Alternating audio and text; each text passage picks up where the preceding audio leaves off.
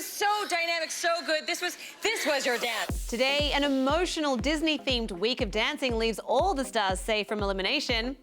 Dallas housewife LeeAnne Locken is here to break down her sexy pre-wedding festivities. Here's to my first party for the wedding. May it last a lifetime. And the one and only Tiffany Pollard is getting us hungry for Brunch with Tiffany. Bartender, another round, please. This is your reality check. And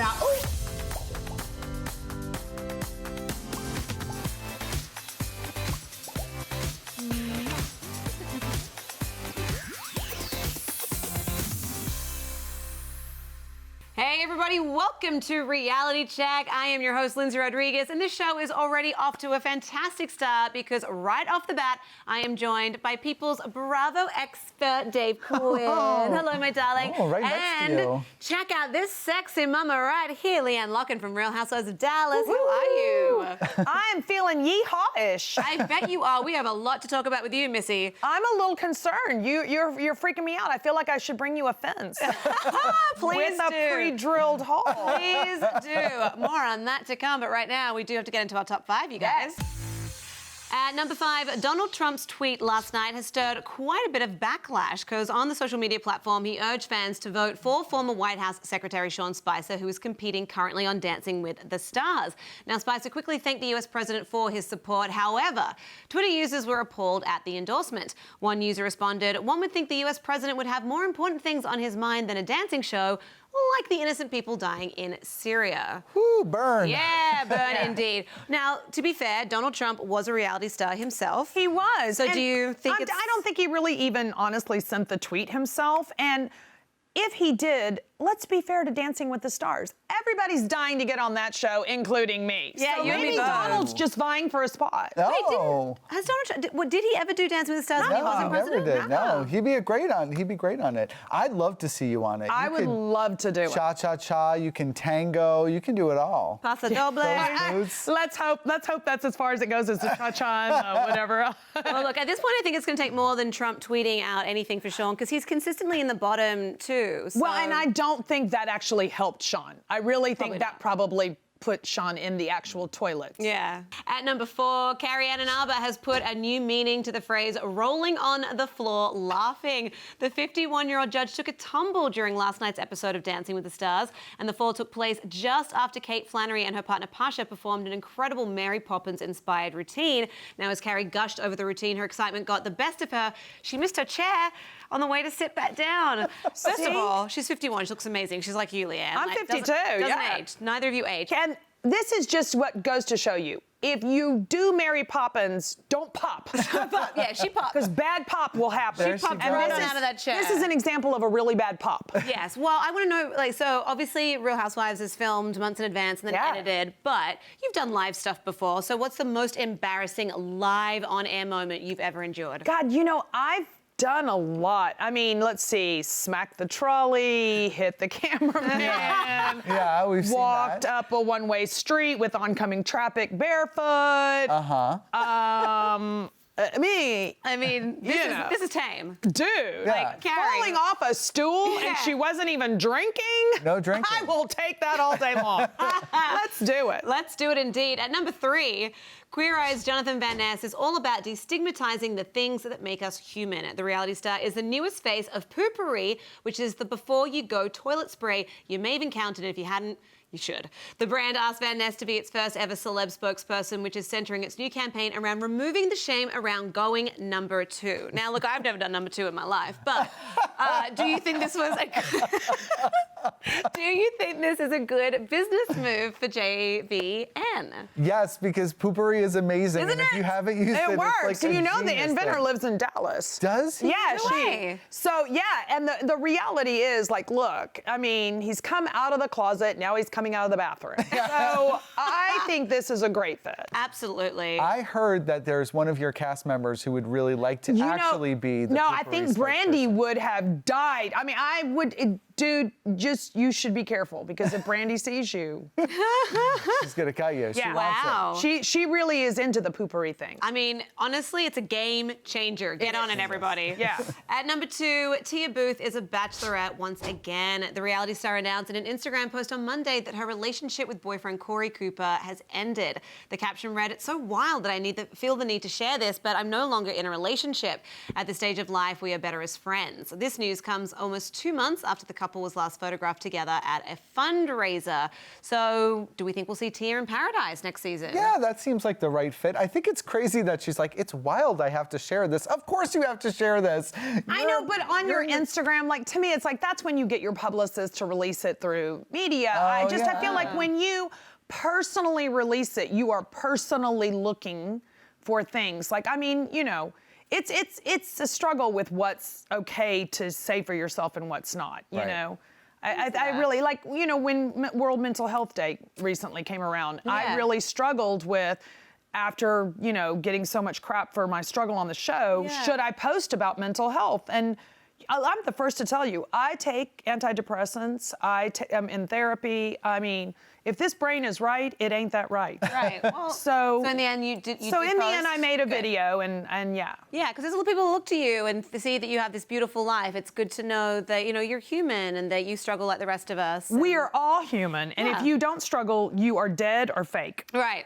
Yeah, absolutely. Well, also, I'm thinking like Tia's DMs are about to blow up. Oh, yeah. Maybe that was it. Maybe this is like the new Tinder. Yeah, she just wanted to set out the line. Yeah, Instagram for Well, sure she is a was new looking. Tinder, right? Yeah, for Like sure. DMs, that's how you met your guy. It is. It is. Hey. I look for a DM. At number 1, we're going from number 2 to number 1. After years of friendship, Miley Cyrus and Cody Simpson's relationship recently turned romantic, and the couple are on the same page when it comes to their lifestyles.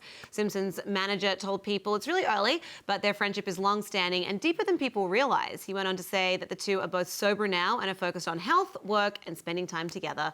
This news comes a week after Cody was seen serenading Miley on her Instagram while she was hospitalized due to tonsillitis. Guys, what do you think of this relationship? She only just got divorced, well, not even divorced yet, separated from her husband very recently, Yeah. brief romance with Caitlyn Carter, Yeah. has moved on very quickly to another Australian. That's right. And Liam has been spotted out with another Australian as well. What is it about you Australians? You know what it's about the Australians. Come on, say They it. go down Dave. under. They go down under. down under, baby. That's what it is. I guess.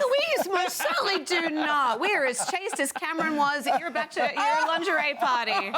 If that's the case, your country would be not popular. But I like them. I think they're a good couple. I think Cody Simpson is, because he's a musician, I like that they can kind of relate that way. Yeah. He wrote a song for her already, which is super sweet. And super important that they're both sober so they can support each other in that I think journey. as long as they both stay in that sober realm and in that health zone, I think that will probably end up staying to be a healthy relationship. Yeah, well, here's hoping. We are going to take a very quick break, but when we come back, we'll be talking about what's been happening down in Dallas. So don't go anywhere.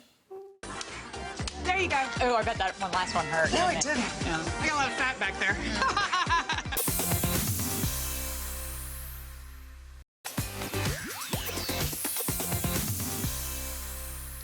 Welcome back to Reality Check. I am Lyndsey Rodrigues, here with People.com housewife expert Dave Quinn and the beautiful LeeAnne Locken of Real Housewives of Dallas. Welcome, LeeAnne. Thank you. I'm excited to be here. Yeah, because we've Skyped before, but we've never actually had you in studio. No, we're one-on-one now. Yep. This Yep. is the Two-on-one, thing my actually. husband actually Oh, yeah. dreams of is girl on girl. Oh.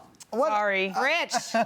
You'll Hit us just have up. to drill the hole. Okay, I get it. We're getting into that. We're going to talk all about that. We're already having sexy times talk, but let's talk about the very sexy lingerie shower that you threw on last week's episode. Can you tell us what inspired you to go with that theme? It was Moulin Rouge. So here's what I love. I love that that in the episode, you know, Stephanie was like, "Well, LeeAnne planned the whole thing," and I called Carrie while I watched it, and I was like, "Carrie, you sent me the thing that said, do you want to do Moulin Rouge?" And I said yes, and I've got all the paper trail emails from Trey, Stephanie's assistant, and Carrie,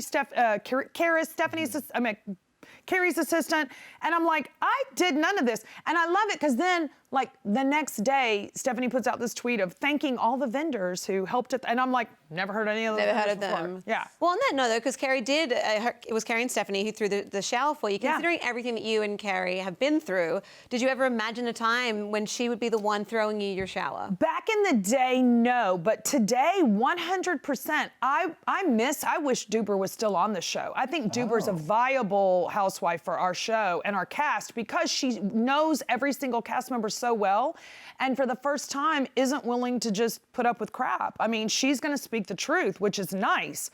But yeah, no, I'm, you know what? I know a lot of people are like, I can't believe Duber and Locken are friends. And we're like, yeah, we are. We're genuine, authentic friends. I'm going for a cheek pop on Thursday, y'all. Got to get my cheeks popped. But seeing that the two of you are really good friends and knowing that you and D'Andra had this big fallout, do you ever think that you and D'Andra could get to a place like you and Carrie Oh, God, are I now? pray that there's a day that D'Andra and I could get to that place. The big difference is that Carrie and I have genuine heart-to-heart, authentic conversations that she instigates, I instigate. There's texting, there's lunches, there's phone calls. None of that happens between D'Andra and I. And So in I other think words, there's effort with you and Carrie and not between you there's and D'Andra? there's a conscious, considerate effort, and there always has been between Carrie and I. We knew that where we were and where we wanted to be would take work. And I don't know how y'all feel about work. I'm good with work, but you know, not everybody's good with work. Yeah. Yeah. Well, look, why don't we talk about some of the flack that you've gotten this season from your castmates? Okay. We touched on it briefly in the top 5. Sure. But there's been, you know, some opinions that you've been too negative this season. I am one negative Nelly. Nelly, negative. I personally, as a viewer, disagree, but I want to know your take. Looking back at the season so far, we're only about 4 or 5 episodes in. I would love to give you my opinion, my negative opinion. Please opine on this, darling. So let me just tell you, everybody in Mexico bitched about that car ride. That was legit nauseating. Most of us suffer from car sickness. So 2.5 hours of going like this and this and this and you know, bottles of champagne flowing, by the way. I was one drunk little girl by the time we got to the house, which, you know, and then I found that all the jokes I made that I thought were funny, like, ooh, girl, you can't get drunk down these stairs. It was because I was looking down a flight of stairs going, hey, crap's about to happen, Locken, you know, like, and there's no handrails. Yeah. I'm a handrail girl. I'm 52. If I fall, people, getting up is not gonna be fun. So, you know, I was negative. I wasn't the only one who was negative. I do think that, you know, I got spliced together a lot for a great effort at the negativity. But I also knew before going on that trip that Carrie Brittingham hated me and she was going to attack me. I'd been told that she was going to attack me on the trip. Right. So my guard was up. You know, and then she was like, let's stay in the same room. And I was like, hell to the no. That is not going, like, right. What, you gonna kill me in my sleep? Your guard was up, but the guardrail was not. Yeah, exactly. There were no guardrails. But I'm curious, do you think that there's a double standard because you opened up about your story and you are told that that's struggles. not good? I'm really beginning to hate the word story. So tour story, I'm sorry. All right, well, you open up about your my struggles, and yeah. there's this perception that you get a lot that you're using that for attention, but other cast members don't seem to have that flack. So how do you feel about that? I use it for attention. I use it to manipulate people. I want people to pity me. None of that is true. Look, that is how I connect with humans. If I share an intimate story with you, it's because I want you to understand at some core, deep level who I am. I'm not a surface. You know, this whole Cam and Steph surface thing, that's not me. If we're having a surface conversation, I'm peace out, getting drunk, or going to bed. Because you bore me. I'm a Gemini, I need to be entertained. Yeah. Yes, I think there's a double standard on our cast. I think there always has been a double standard. I think I am held to a very, very, very high standard. I've actually had this conversation with Stephanie and she agreed. I'm held to a very high standard and everybody else can do whatever they want and it's okay. I mean, can you imagine if I was the one in Copenhagen that had pushed D'Andra's chest, which, by the way, there was a stairwell that went straight down to that dungeon area behind me. I could have easily gone over the sofa and down the broken my neck, something terrible. If I had pushed her, we would still be talking That's about right. it. You would be violent. Child, we would be on course number 492, serving some more with the side of Right. And you know, but it was her, so we forgot about it by the next day. Well, I want to talk. We can't leave because I really need to talk to you about this whole thing. So you joked in the episode that you and Rich had sex. The craziest place you had sex was through a hole in a fence. Yeah. And I believed it because I'm an idiot. And I was like, how does that even work? And I said, like, beautiful minding it. Everybody, you know, that's the best part. Like, I love that. First of all, it's from Family Guy. I did tweet a Family Guy clip. And I've said a million times we watch cartoons to go to sleep at night. That's how I put my mind down. And so we make really stupid jokes. Like, we do this all the time. Like, in the car when we're driving, whoever's driving can't be hit in the car. I mean, we love tap, you know, not beating each other up, but, you know. And so, like, you know, whoever's driving can be like if he's driving, he'll be like, oh, you oversang that song. And I'm like, you have fun together. You wait for a stoplight, buddy. You wait. Red light's coming. Well, look, you obviously have fun together, but we want to know, where's the craziest place you actually have had some fun? Yes, tell us. Come on. That would definitely be what he had written down, which was in a friend's bathroom. And you took a picture. And we did take a pic of it. Why not a video? That's a good question. I probably, because it was a flip phone back then. I mean, hello. Come on, I can only flip so many things at one time, okay, people? Oh my God, you're amazing. But on that note, sadly, we have to go to break. Thank you so much for being a guest of Reality Check again. Love it. Please come back every week. I'm just gonna move in on your sofa. Do it. It's done. It's yours now. You matched the decor. I did, right? Oh my goodness, guys, make sure you're tuning into Real Housewives of Dallas every Wednesday at 9/8 Central on Bravo, because how can you not get enough of this amazing, funny lady? We are off to a break, but when we come back, I am talking to Miss New York herself, Tiffany Pollard, so don't go anywhere.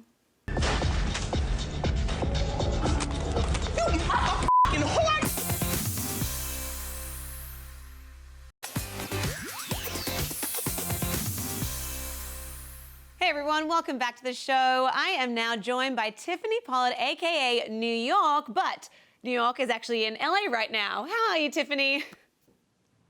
I'm good. Oh my goodness. Nice to be here. I'm so excited. We are so excited. This is a really big deal for us at Reality Check because you are reality royalty, my friend. Not to mention the fact that you're not feeling too well and you pushed through to be with us, so it really means a lot to us. Thank you.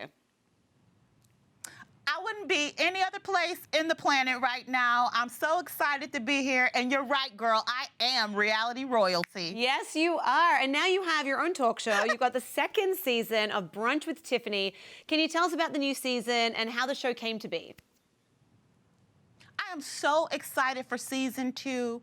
Season 2 pretty much is just me sitting down with some of the hottest guests from like Love and Hip Hop, RuPaul's Drag Race, and also like just any big show you can think of right now that's airing on VH1. And they were just sitting down, we're having amazing food, drinks, and conversation. Like this is like my dream job. I just love interviewing these people. It's just amazing. And they're trusting me with their lives and trusting me with information that no one else knows. Yeah, well, look, you are doing such a fantastic job. I'm curious to know who your favorite interview has been in season 2 so far, and is there one that we should definitely not miss?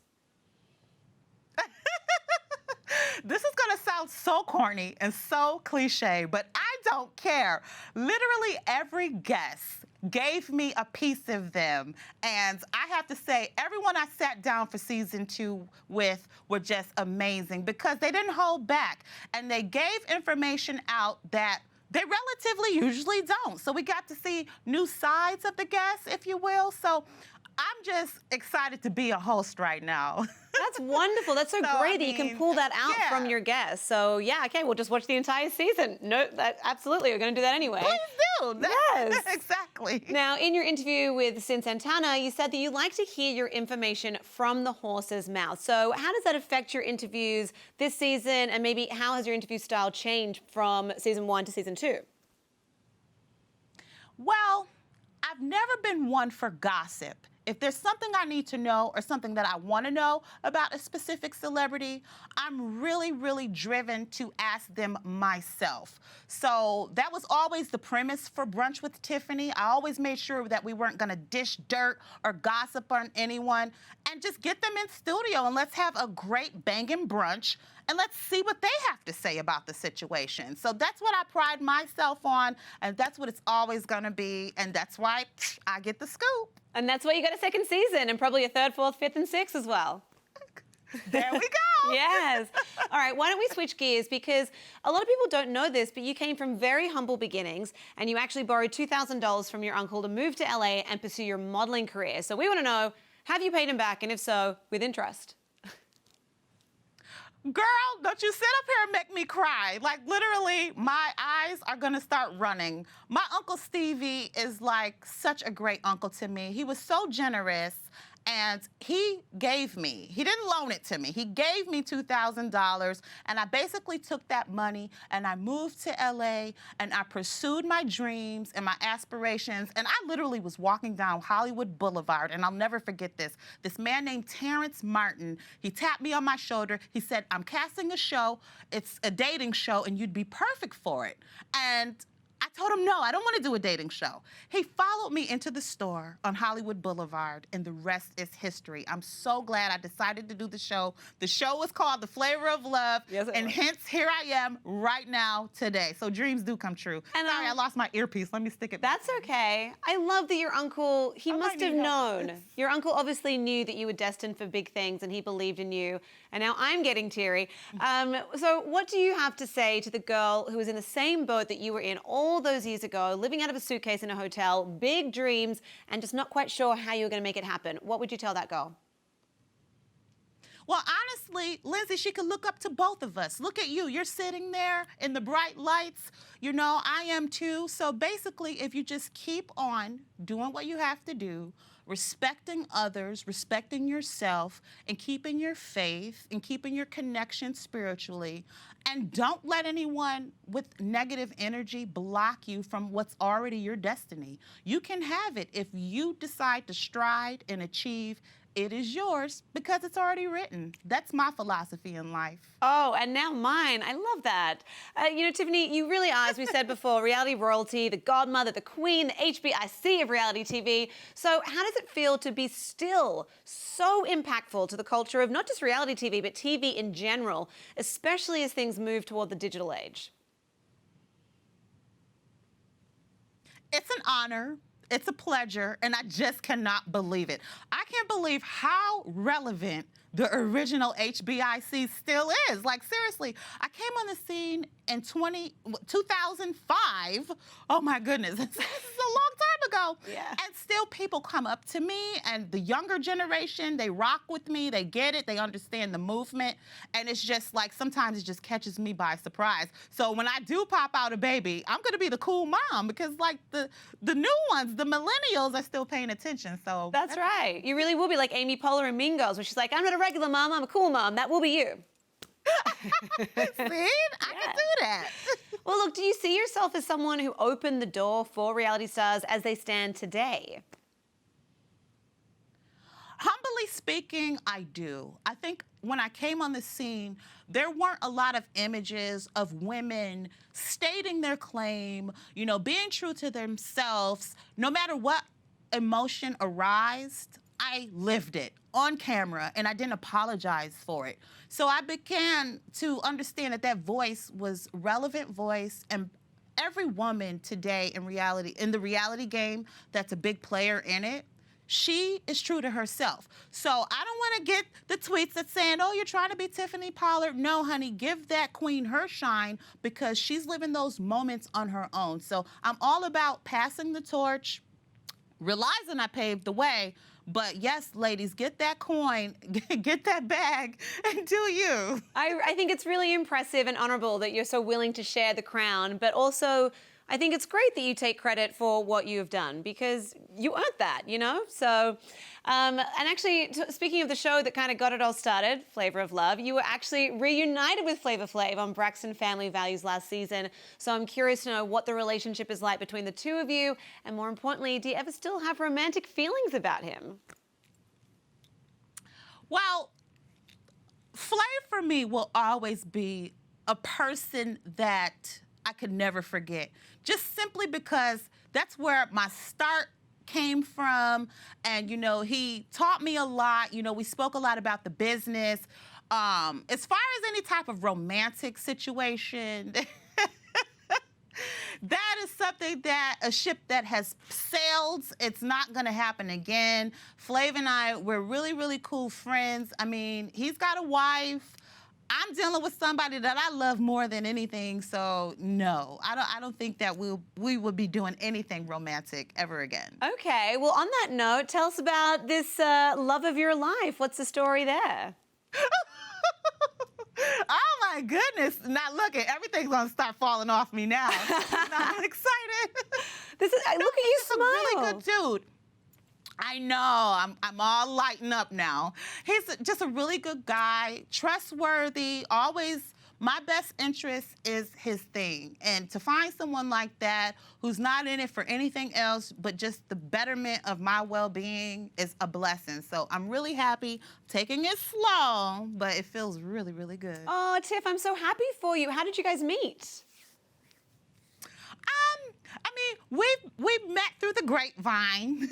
Girl, you see me not trying to give you anything, Yeah, right? yeah. Like, I'm not trying to spill no tea. Pretend that you're a guest on your show, and then you have to tell me everything.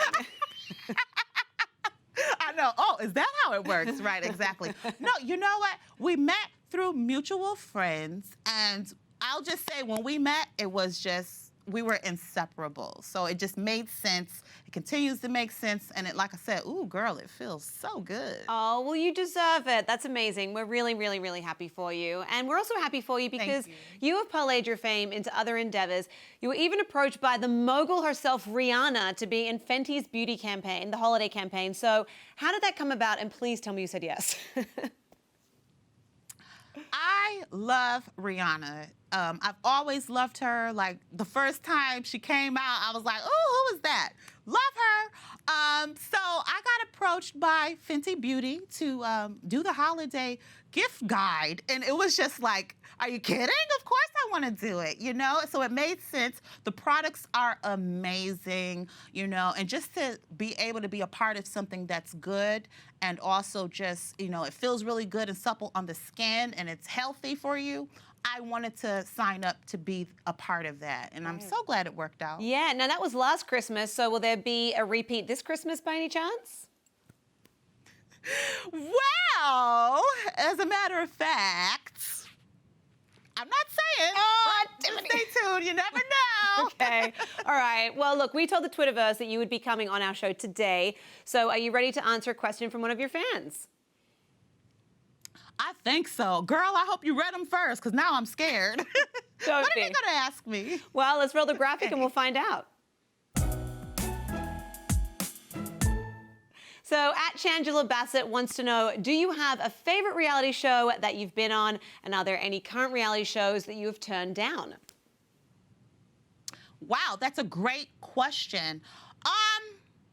One of my most memorable reality shows that I was on was Charm School. I really liked that show, the way it was set up, and when I was just in there interrogating the girls, and meeting Monique. That was really, really fun for me. And as far as turning down any reality shows, I do turn them down quite often, but I don't want to give the names out of which shows they are, because I think that's a little bit disrespectful. That's fair. But yeah, I do turn them down. Is there one that you would love to make a guest appearance on that's currently on air? Oh my goodness. Well, honey, they need a little bit of New York loving hip hop. Hell yeah. So, Yes. yeah. Let's make that I see happen. myself sliding through there. Yeah. All right. Well, we can look forward to that, hopefully, on a future episode. But in the meantime, we have your show to get our Tiffany fix. So thank you so much for taking the time out today. Feel better soon. Thank you so much. And you were just beautiful. You're gorgeous.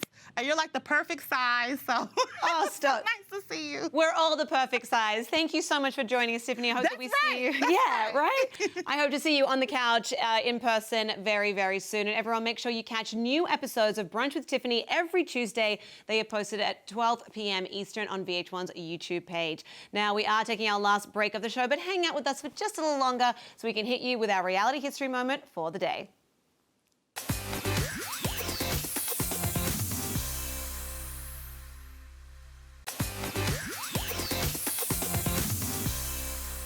Well, that's all we have time for today, unfortunately, but thank you a million times over to all of my guests, Tiffany Pollard, LeeAnne, Locken, and of course, the one and only Dave Quinn. Make sure you are following @People on Twitter so you can catch the latest episode of Reality Check that streams Monday through Thursday at 4:30 p.m. Eastern. All right, everybody, get out your umbrellas because I'm going to leave you with this moment in honor of our guest, Tiffany Pollard. I am Lyndsey Rodrigues, and I will check you tomorrow. Bye. I knew for a fact I was breaking somebody's heart tonight. Somebody was going home. In this 2006 episode of Flavor of Love 2, Flav is ready to make his final decision: New York or Delicious. The time is up, New York. I'm rolling with Delicious. Flav chooses Delicious, and New York has a hard time hiding her disappointment. Hey, check this out. Why am I going on you? I'm not on you. Yes, you are.